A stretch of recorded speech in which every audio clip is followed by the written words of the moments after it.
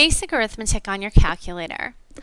Okay, many of you are probably new at using your calculator. You might have just bought it. So let's start with turning it on. The bottom left button says on, so you press that, and there's the cursor blinking on the screen. In order to turn it off, if you look above the on button in yellow, it says off, which means we need to use the yellow shift key. So let's go up here, second, and then the on button, and it turns it off. Okay, so now we know how to do that. Let's turn it on and let's look at our example. Use your calculator to calculate the following. If necessary, round to the nearest thousandth. So we need to do some arithmetic. Our arithmetic buttons are over here in blue. Look at your calculator. So we have plus, minus, times, and divided by. At the bottom we have enter. To the left of it we have the negative button, and to the left of that we have the decimal place. Above the 8 and the 9 we have the parentheses that you need sometimes for more complicated features. So let's start with negative 11,054.1 and then plus 61 and minus. And here I have to use the blue minus button and not the negative. If you use the negative here, it will think you're multiplying instead of subtracting. So use the minus 42.5, and when you're all done, press enter. And we get negative 11,035.6. Now, if you find at any point you need to pause the video, you can go down here, and at the bottom of the screen, it should show up with a little scroll bar so that you can go backwards or forwards or pause it, and that may help you as you're learning to use your calculator.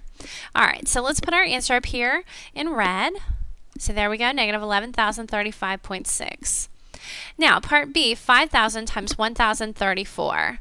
So if we go over here to the calculator, 5,000, and then use your blue times button, times 1,034, and press enter, I get 5,170,000.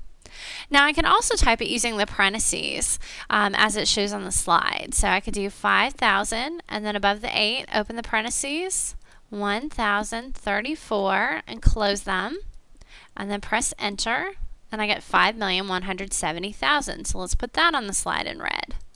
There we go. All right, let's try part C, some division. 5249 divided by 12. So 5,249. Use the blue divide by button. Notice it shows up as the fraction slash symbol. Divided by 12 and press enter. We get a decimal here, so let's think about rounding for just a moment.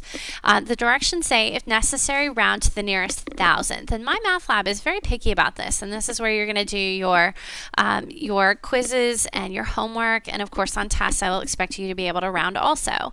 So if we want to round to the nearest thousandth, we have tenths, hundredths, thousands. So we're going to have 3 decimal places. So I'm going to look at the fourth one. If it's 0, 1, 2, 3, or 4, then I would stay at 0.416. If the fourth decimal place is 5, 6, 7, 8, or 9, like it is, then I'm going to round that third decimal place up to a 7. So I would have 437.417. So let's put that on the slide in red. Now, notice that I've used approximately equal versus in B and A, those are exactly equal. The approximately equal to sign just has a little wavy line over it called a tilde, and you don't have to use that, but I recommend it.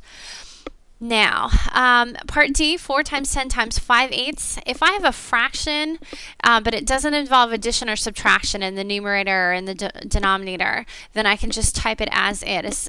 Fraction is just division. So I could do 4 times 10 times 5/8. Now, if there were addition or subtraction in the numerator or denominator, then I would need some parentheses. But this one's simple. And then we press enter, and we get 25. So let's put that on the screen. And there it is, 25. Now, part E is the square root. If we look right here on the left, kind of the middle button, it says x squared, and above it is the square root. So I'm going to press the yellow button second, and the x squared button, and then 625. Notice it opened the parentheses, so I need to close them. So press the close parentheses and enter, and I get 25. And there we are. Thank you for watching this video. If you have more questions, feel free to contact me. I know most of you are new at using your calculator, but this should at least get you started. And then as we learn more complicated skills, there will be further videos. If you want to clear your screen, you can just press the clear button over here above the caret and turn it off. Thank you.